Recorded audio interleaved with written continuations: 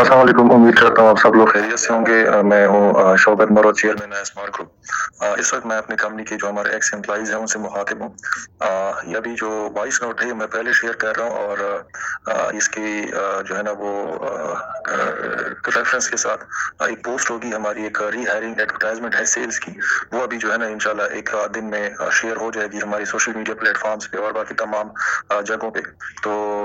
ये चूंकि हमने पास्ट में कुछ टाइम पहले कंपनी की जो नॉन सेल्स पोजीशंस हैं पाकिस्तान में और यूएई में, वो हमने एडवर्टाइज की थी और सेल्स की पोजीशंस अभी तक हमने एडवर्टाइज नहीं की थी बिकॉज अभी तक हमें हमारे पास सेल्स के लिए कोई ऐसा कोई खास जो है वो कोई एजेंडा नहीं था, कोई तरतीब नहीं थी कि जिसमें हम अपने सेल्स के एम्प्लॉइज को यूटिलाइज कर सकें। अभी चूंकि करेंटली हमने अपनी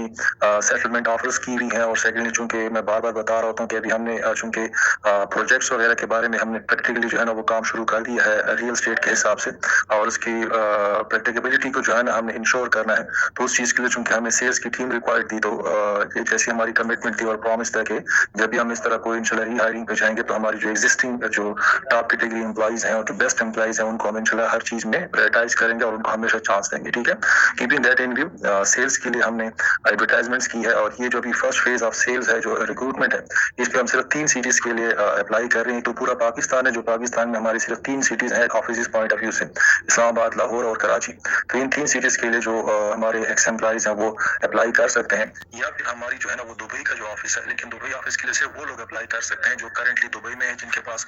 वर्क वीजा मौजूद है दुबई का और यूएई का और ऑलरेडी दुबई में मौजूद है, तो वो लोग भी जो है उसके लिए अप्लाई कर सकते हैं। ठीक है, इसमें यह है कि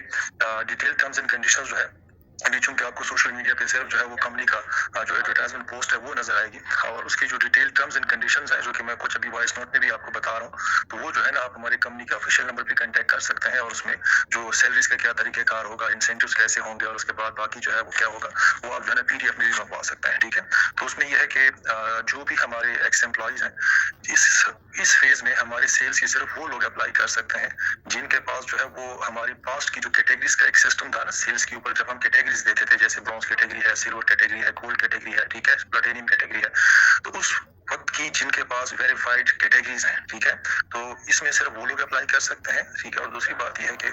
जिसकी कंफर्म जो सेल्स है वो कम से कम पाकिस्तानी जो है वो पिछली जो हमारी पास सेल्स का जो रिकॉर्ड और डेटा मेंटेन होता था पाकिस्तानी कम से कम 7 करोड़ या उससे ऊपर की अगर किसी की सेल्स है तो वो जो है ना सिर्फ इस फेज में अप्लाई करने के लिए एलिजिबल है। इसी तरीके से 7 करोड़ के बराबर अगर किसी की फॉरेन की जैसे यूएई वगैरह के दरहम वगैरह की भी हमारे पास सेल्स का जो है ना वो एक रिकॉर्ड है तो वो भी इसके लिए एलिजिबल है। 7 करोड़ और उससे नीचे के जो लोग हैं, ठीक है, जिनकी सेल्स होगी या जिनकी के पास कैटेगरी नहीं होगी और उसके मतलब कैटेगरी के करीब करीब होंगे एंड स्टफ लाइक दैट, वो इंशाल्लाह फिर हम नेक्स्ट फेज में इंशाल्लाह फ्यूचर में प्लान करेंगे कि कोई ऐसी हमारे रैंक्स या पोजीशन है तो उसमें ताकि अगर हम किसी को कंसीडर कर सके। लेकिन इस वक्त चूंकि हम सिर्फ 3 जो रैंक्स हैं वो एडवर्टाइज कर रहे हैं, वो हमारे पास वैकेंसीज हैं। एक डिप्टी डायरेक्टर सेल्स है, एक असिस्टेंट डायरेक्टर सेल्स है और एक असिस्टेंट मैनेजर सेल्स है। ठीक है, ये 3 पोजीशंस हैं। तो उसमें जाके जो भी जो है हमारा एम्प्लॉय है वो इन तीनों रैंक्स में किसी भी रैंक के लिए अप्लाई कर सकता है, लेकिन हर बंदे को ये सोचना चाहिए कि उसकी जो पास्ट कैटेगरी है वो कौन सी थी, उसके बाद यह है कि उसकी पास्ट जो सेल्स है वो कितनी थी, वेरीफाइड जो सेल्स है उसी हिसाब से अपनी जो है ना वो रेलेवेंट रैंक के लिए अप्लाई कर दे। कि फॉर एग्जांपल अगर किसी की सिल्वर या गोल्ड कैटेगरी है तो वो तब जाके असिस्टेंट डायरेक्टर या मतलब ये कि डिप्टी डायरेक्टर के लिए अप्लाई कर सकता है या उसके लिए एलिजिबल हो सकेगा। या इस तरह फिर किसी के अगर वेरीफाइड सेल्स 20 करोड़ 25 करोड़ या प्लस की है तो वो जाके असिस्टेंट डायरेक्टर या डिप्टी डायरेक्टर के ऊपर की जो है उसके लिए कर सकता है। अगर कोई मतलब 10 करोड़ के लगभग है, मैं जनरल आइडिया के लिए बता रहा हूँ, या कोई मतलब ब्रॉन्ज वगैरह कैटेगरी में है या मतलब ये कि जस्ट सिल्वर को उसने टच किया या सिल्वर में है तो वो डेफिनेटली असिस्टेंट मैनेजर के लिए बेहतर रहेगा। ठीक है, और उनके उसमें फिर हमने मेरिट भी देखना होगा और उसमें बाकी चीजें भी तमाम देखनी होगी। इसमें दूसरी बात यह है कि जिस भी आप रैंक के लिए अप्लाई कर रहे हैं उसमें जो सीवी है उसमें क्लियरली आपने मेंशन करना है कि आपकी प्रीवियस जो है वो सेल्स वेरीफाइड कितनी है। उसके बाद ये है कि सीवी में आपने मेंशन करना है कि आप कि अगर प्रीवियस कोई कैटेगरी थी जैसे सिल्वर ब्रॉन्ज वगैरह तो वो कौन सी कैटेगरी थी आपके पास और उसकी नोटिफिकेशन डेट कौन सी थी, क्योंकि हम इन चीजों को वेरीफाई करेंगे। ठीक है, क्वालिफिकेशन वगैरह और ये तमाम चीजें डेफिनेटली सीवी में आपकी ऑटोमेटिकली आ जाएगी। ड्यूटी आपने कंपनी के साथ कब ज्वाइन की थी, कब जो है ना वो किस किस जगह पे रहे थे, मोस्ट इंपॉर्टेंटली आप किस सिटी के लिए अप्लाई करना चाहते हैं ये इंपॉर्टेंट है। अगर कोई बंदा चूंकि इस्लामाबाद है, लाहौर है, कराची है, अगर कोई बंदा सरगोदा का रहने वाला है, तो सरगोदा में तो हमने ऑफिस चलाना नहीं है, तो उसके लिए या इस्लामाबाद सूट करेगा या लाहौर सूट करेगा, तो उसका सिटी का मेंशन करना इंपॉर्टेंट है। वो बताएगा कि मैंने इस सिटी के लिए अप्लाई करना है, या लाहौर के लिए, या इस्लामाबाद के लिए, या कराची के लिए। इस तरह जो दुबई के लिए अप्लाई करना चाहते हैं वो दुबई का स्पेसिफिकली मेंशन करेगा। कोई बंदा टॉप 2 भी मेंशन कर सकता है कि यार मेरी first priority for example Islamabad है, सेकंड प्रायोरिटी पे मेरी लाहौर है, अगर इस्लामाबाद में वैकेंसी ना होगी। उसमें यह है कि जो लोग शॉर्टलिस्ट हो जाएंगे, शॉर्टलिस्टिंग के बाद फर्स्ट ऑफ ऑल जो है ना, उन तमाम लोगों को हम जो है वो वर्क फ्रॉम होम करवाएंगे, ठीक है। वर्क फ्रॉम होम होगा क्योंकि हमने अपने ऑफिस को ऑपरेशन करना है, लेकिन द मोमेंट एक बंदा शॉर्ट लिस्ट हो जाएगा और उसको अपॉइंटमेंट लेटर मिल जाएगा तो वो कंपनी का पार्ट बन जाएगा। और उसके बाद ये कि जैसे ही उसको ऑफिशियली ऑर्डर मिलेंगे कि ठीक है अब अपने ऑफिस में पहुंच जाए, ऑफिस हमारा ऑपरेशन हो गया, तो वो पाबंद होगा कि वो ऑफिस रिपोर्ट करेगा। दूसरी बात यह है कि फर्स्ट फेज में इस स्टेज पे जो भी एम्प्लॉय शॉर्ट लिस्ट होंगे उनको हम प्री प्रोबेशनरी पीरियड में रखेंगे। प्री प्रोबेशनरी पीरियड में रखने का मकसद ये है कि चूंकि हमने सेल्स का और उसके बाद प्रोजेक्ट्स का काम शुरू कर दिया हुआ है, तो प्री प्रोबेशनरी पीरियड में हर एम्प्लॉय जो है वो बोनस पे काम करेगा, ठीक है, जो कमीशन होता है। जैसे ही जिस एम्प्लॉय का हमें पता चलता जाएगा, उसमें एम्प्लॉय के ऊपर खुद डिपेंड करता है कि कोई एम्प्लॉय अपने आप को एक हफ्ते के अंदर जो है वो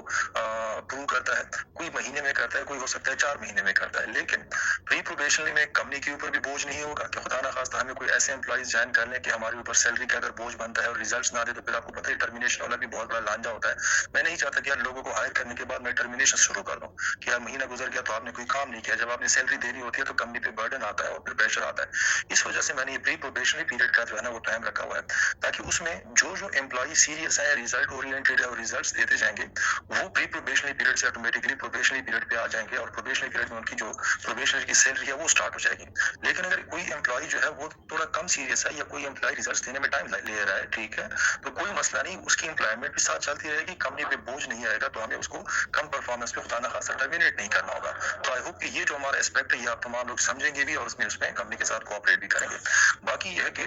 कंपनी ने अभी चूंकि ये जो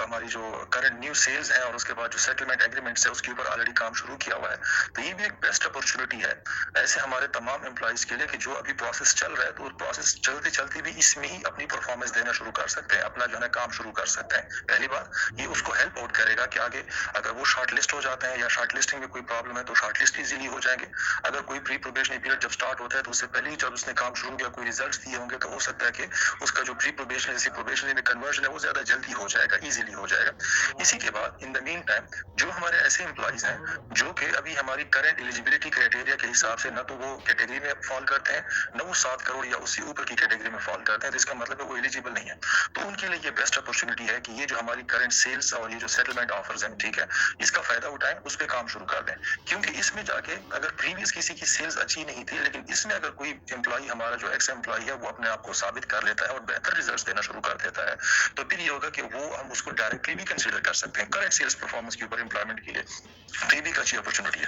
तो ये है कि बाकी आप लोग जो है ना वो डिटेल टर्म्स एंड कंडीशंस जो अप्लाई का तरीका है मोस्टली मैंने आपको सबको वॉइस नोट में बता दिया। इंशाल्लाह ये जैसी एडवर्टाइजमेंट आप लोग देखते हैं और शेयर हो जाती है तो कंसर्न ईमेल आईडी पे अपनी आप सीवीज और उसके बाद जो कैटेगरीज की जो वहाँ पे नोटिफिकेशन है आपकी जो लास्ट सेल्स की जितना तमाम चीजें मांगी हुई हैं वो तमाम आप शेयर कर सकते हैं। इमीडिएटली आप शुरू कर दे, 20 अप्रैल लास्ट डेट होगी और इंशाल्लाह उसके बाद फिर हम शॉर्ट लिस्टिंग फॉर्मेट स्टार्ट करेंगे। Best of luck.